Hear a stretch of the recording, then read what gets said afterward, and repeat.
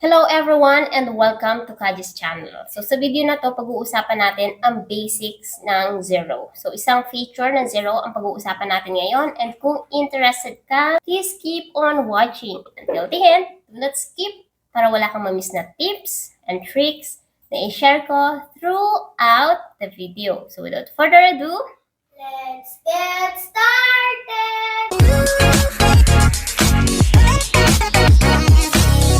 Kung bago ka lang sa channel na to, I'm Kaji, virtual assistant, executive assistant, bookkeeper, accountant. So kahit anong work, pinapasok ko, basta't online, kasi online work is amazing! Sa channel na to, dinidiscuss natin more on online work, tips and tricks, and mga success stories. So kung interested ka sa mga topics na yon, please consider subscribing and don't forget to hit the notification bell para wala kang ma-miss na video na ina-upload ni Kaji every single week. Okay, dashboard naman ng zero. So sa dashboard ng zero, dito mo makikita yung mga bank, okay? Bank na meron ka, the zero, and you can always edit po yung dashboard na zero nyo, and you can customize that kung paano yung view na gusto mo para sa client mo, okay? So, let's try to use the demo company. So, ngayon, makikita nyo dito na nandito na yung mga bank, and meron din dito akong account watchlist. Meron din akong invoices owed, and then mga bills I need to pay and expenses claim, okay? So, paano po nga ba may edit ang dashboard? And paano mo siya mako-customize sa view na gusto mo, okay? So, all you have to do is to edit po yung dashboard by clicking the Edit Dashboard button. And then, you'll be able to select or to choose kung ano yung mga data na makikita lang dito. So, for example, meron tayo ditong bank, and kung gusto mo makita yung bank na yan sa dashboard, then make sure na nakashow siya.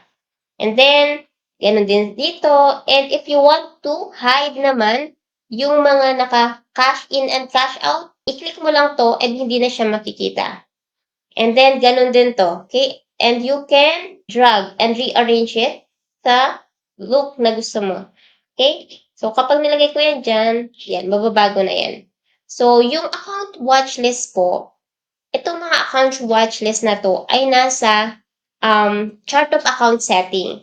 So, pwede mo doon ma-select kung ano yung mga account na gusto mong i-watch. So, for example, let's try to save the changes here.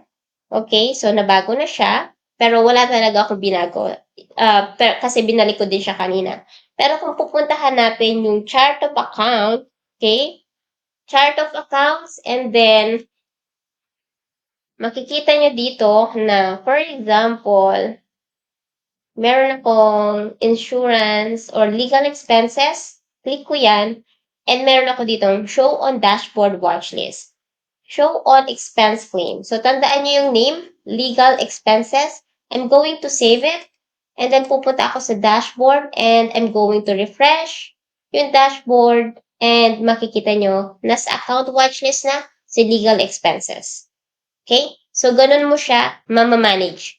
And kung gusto mo siya tanggalin sa account watchlist, go back sa chart of accounts, click mo yung legal expenses, tanggalin mo yung account watchlist at saka yung expense claim kasi nasa expense claim siya dito sa babae. This one. Okay? So, kapag sinave natin yan, mawawala na siya dun sa account watchlist. Okay? Wala na siya dyan. Okay, kasi tinanggal natin. And kapag meron kang expense claim, hindi natin siya nakita kanina kasi wala pa siyang amount. But kapag meron na, then you'll be able to see it there as well. And then, kapag naman may mga transaction ka pa or may mga account ka pa na gustong i-add, i-edit mo lang talaga sa chart of accounts. And dito sa dashboard, makikita mo aling bank yung may unreconciled transaction, alin yung reconciled na, alin yung hindi pa. And of course, meron ka din makikita dito na kung kailan ka huling nag-login. And kung gusto mong i-edit, just click the edit and then may-edit mo na siya. And yan po yung tinatawag nating dashboard dito sa Zero. So sana marami kayong natutunan sa video na to. And if you want more videos like this, just let me know sa comment section and Kaji will try to create more videos for you. I'll see you again sa next video ko. Bye!